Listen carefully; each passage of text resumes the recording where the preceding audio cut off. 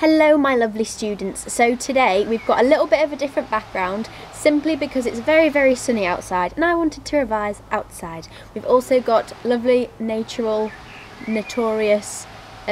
tree chopping going around, so if you hear random noises, don't be afraid, it's just my surroundings. So today we are going to be doing a philosophy video on the unit Life After Death for the A2 exam. Yay! So here is my little summary section of it all. Doesn't look too bad, does it? But I'm going to split it up into two separate videos just to sort of give your mind a bit of a rest. So I'm going to start out by outlining the lovely synopsis of the full unit. So it's always nice in your introduction to include a little quote to summarise. So I've got Epicurus's idea of death. So his quote is, "Death, the most dreaded of evils, is of no concern to us, for while we exist, death is not present, and when we are dead, and when death is present, we no longer exist," which is quite a nice idea, saying we shouldn't be fearful of death and sort of introducing the concept of life after death as well. So in this unit we are going to be discussing sort of theistic ideas of life after death, so resurrection, reincarnation, rebirth, and if these ideas are coherent at all. And then also what is meant by the body and the soul. So can these two be together? Are they separate? And then also the idea of the existence, the existence of heaven and hell. So, first question, can I survive death? So we'll go back in time, think about the origins. The first sort of cultural thing of the concept of life after death can be found with the Egyptians. So I watched X-Men yesterday. It was very good, the new X-Men. I definitely believe you should go and watch it. So it starts off with this Lord Masterful King being taken into a pyramid, a massive pyramid, and that is typically what the Egyptians did when they were burying people. So, well, like high up people, just don't go. Just because they believe they'd go in their afterlife, and they'd also bring like their slaves with them as well, because they believe that they'd need their servants in the afterlife. It was very similar with the Vikings as well. So that is the first sort of cultural idea of people believing in an afterlife. So there is two separate peeps that are going to be contrasting with each other with their ideas, one group believing that there is a life after death, and another group believing that there isn't a life after death, or so. So the first group are called dualists. So dual typically means two. So these peeps believe that the body and the soul or the mind can be separated. They are separable. So that sort of gives the idea that there is going to be a life after death. So these guys are typically like Plato, Descartes, Price, and then all your other sort of theistic traditions like Christianity. And then there's also monists or materialists that believe that they cannot be separated, it's entirely physical. Once you die, you die. Which is quite sad. Obviously I'm a Christian, so I believe the dualist sort of side of things. And Dawkins really gets on my old... he's a bit of a poo. But yes, he's a materialist, but he's actually a soft materialist, and you've got hard materialists like Ryle. So the only real thing is your body. That's what they believe. So I'm going to kick into the whole dualist section in this video. So I'm going to start off with Plato. Yay! So again, typical Liz mind maps going on here. This is Plato's life after death mind map. So Plato is a well-known philosopher. He was a student of Socrates and also the author of the Republic. There we go. Mind.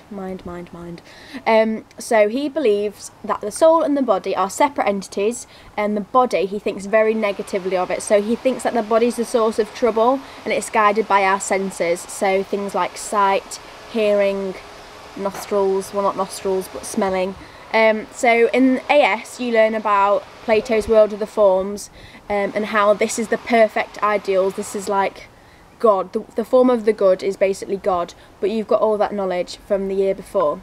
So he believes the body is in the world of the senses, which is bad, and the soul, which is a separate entity and gives us knowledge from the world of the forms. So this soul is from the world of the forms. Cool! So, how he describes the soul is eternal, it's not made of matter, and it wishes to have philosophical thought. This contrasts quite a lot with the body, which causes disharmony because of the senses. The body also evolves and changes, so you can see when you get old you get those sexy wrinkles going on, and also it has opinions, not knowledge. So whereas the soul provides us with true knowledge, the body can only give us opinions. For example, if I eat a lot of cake, my thighs are going to get chunky. I always bring cake into it because I really love cake. Right, so he splits it off into 3 sections how to describe it. So if you had an essay on Plato, you could literally have your points as these 3 points, then also evaluate it with the other guys that disagree with him. So the first point, we'll go for escaping the world of the senses to the world of the forms. So, as I mentioned before, sort of characteristics of the soul is that it's eternal. So, in the past, it was in the realms of the forms. The present, it's incarnated inside of a body. And then in the future, Plato believes it's going to be freed from the body and into the world of the forms again, where it deserves to be because it's very nice and has philosophical thinking. That's pretty simple. So he believes that the soul will return to the world of the forms, where it originally came from. Cool. Cheers, Plato. You're quite a cool guy. Thanks for that. Not too complicated. So, the second point, the soul as a prisoner. So, as I mentioned before, in the present time, the soul is incarnated inside the body. However, he's quite negative of the body, as mentioned previously, and he believes that the soul is trapped inside the body. So it wants to escape from the world of the senses into the world of the forms once again. Those two link quite nicely actually, because this is like the present time. That's the second point. Woohoo! It's not as bad as AS, was it? And then the third point is the idea of the chariot. So in your Oliphant OCR textbook, it gives a lovely explanation on this, so check that out. But basically, in this analogy of the chariot, it talks about how the soul is separated into 3 aspects. So the first is the spirit, second reason, and then the third is the desire. So let's think about this. The analogy of the chariot is basically, you have a person riding 2 horses, hence the chariot, the man is on the chariot. You've got a black horse and you've got a white horse. So your black horse is this desire, the body. And then this white horse is the mind, so he's pretty chill. However, your black horse needs to be tamed. Like, this person needs to keep whipping it because it's just not chilling. So this is the reason, the person that's doing the whipping. So it's sort of trying to control this black horse. So the mind and the body pull in different directions, but your reason balances it out. Yay! So you can evaluate Plato, as I said previously, with the other scholars, so materialists. But that's pretty cool. Plato's quite a cool guy. So let's put that mind map away. The second dualist is Descartes. So he was influenced by Plato, again believing that the body and the soul are 2 separate entities, but he has quite a mechanistic view of the world. So he thinks that the mind simply just pulls the levers and the body does the bidding. And this is called substance dualism. So, bit of background of ye old Descartes. He's a French 16th century philosopher and a mathematician as well. And he wrote meditations, and he's very sceptical, and he's looking for the truth. So he is actually trying to find the truth. He's a bit is this mind thing coherent? And he comes up with the doctrine of clear, distinct ideas. So this comes in 2 separate sections. So the first bit, the body is an extended, non-thinking thing. It's physical. Yeah. The mind is a thinking, non-extended thing. So your mind does all the thinking, not the body. And it's not physical. You cannot physically see your mind working. It's all in your noggin. So the second second section is your body is divisible by nature. By its very nature, if you chop off someone's hand, it's going to stay off unless you go through some hardcore surgery. The mind is indivisible by its very nature. You can't go out and find the mind just because it's not physical, you can't divide it. So Descartes comes to the conclusion that the mind is very different from the body. So the very sort of iffy thing with Descartes, let's just go about this slowly. He believes you can doubt your body, but you cannot doubt your mind, which is doing the doubting, if that makes sense. Yeah, I'll leave it at that. So there's a lovely quote that summarises his importance of the mind. So it's, I think, therefore I am, or the Latin, which is cogito ergo sum.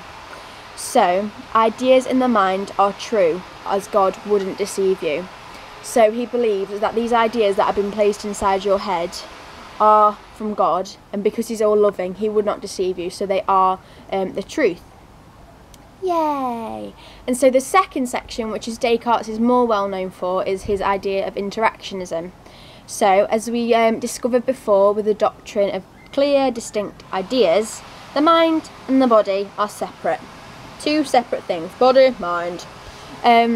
But the body has effects on the mind and the mind has effects on the body. So the two do interact, but they are separate. For example, when you're stressed, when you're stressing for your exams, you're like, dear God, they're in 2 weeks' time. This is awful. You get stressed out and you get physical, like bags under your eyes. You get those sexy spots that everyone really loves. You can see how your mind has had really like physical repercussions on your body. So he speaks on how, because of this, there is an interaction between your mind and your body, and this is between something called the pineal gland. So there is a little gland which sort of connects these two beings together. I don't know what I was doing there. So your mind is your CMVE.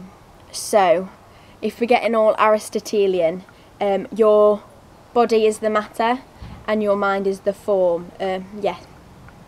Cool.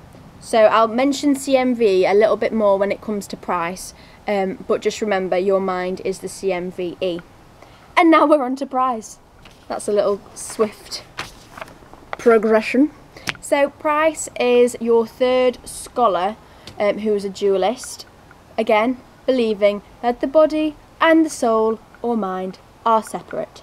So, your mind is made up of your CMVE. So this is exactly what Descartes was saying as well. So your C stands for consciousness, your M stands for memories, your V stands for volition, and your E stands for emotion. So your mind can provoke certain emotions out of you, volition gets certain desires, certain wants, memories, it stores all these memories in your head, and consciousness as well, like it's alive.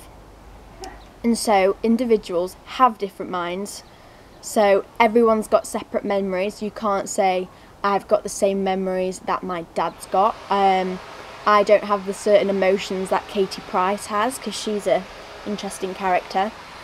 So because of this, Price says how we have our own dream worlds. Now this is getting quite surreal now. He's quite a surreal character, bringing in all dream worlds and things. So he speaks about disembodied existence. So he uses the analogy of dream experiences.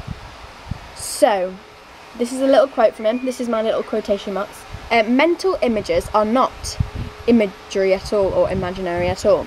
So our mind makes us us. So our afterlife depends on what experiences we've had. So let's think. There is 3 different types of minds or experiences or whatever, or alternative afterlives that are going to happen according to Price. So there is, right, okay, this is so confusing, but I'm going to get through it. So there's me on my own. So poor Liz, my mind and soul is made up of my CMVE, my own different memories and things. I'm not similar to anyone. So in this dream world, this afterlife, I'm going to be on my own.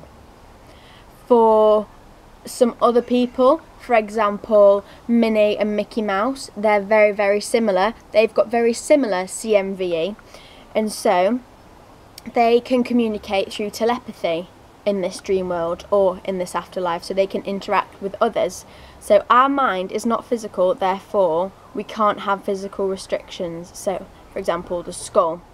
So Minnie and Mickey Mouse are similar, therefore they can connect through telepathy in their dream world, whilst I'm alone because I don't have those close relations that Minnie and Mickey Mouse do. And then if you've had bad experiences in the world, for example, if you've been a very, very naughty person, you've killed people, you've stolen things, you don't deserve to have a happy afterlife, you basically dream yourself out of existence. So I wrote down here, if you have a bad experience in your life, you're going to have bad dreams, for example, nightmares and things like that. So this reflects how you're going to have a bad afterlife. This is a nightmare world, basically. However, this can be unfair, as it's not your fault that you've had nightmares. Price is an interesting person. He's quite a funky dude. But I don't know. There's a little bit inkling of me that's like, I wouldn't want to write a full thing on him. So maybe if you feel more confident writing a certain section of him, for example, if you prefer just to write about his CMVE, you could evaluate a certain materialist point with his CMVE point. So that is the dualist view of philosophy in the whole life after death, and in another video I'm going to do the materialist or monist view of life after death. Thank you very much. Ooh, sorry.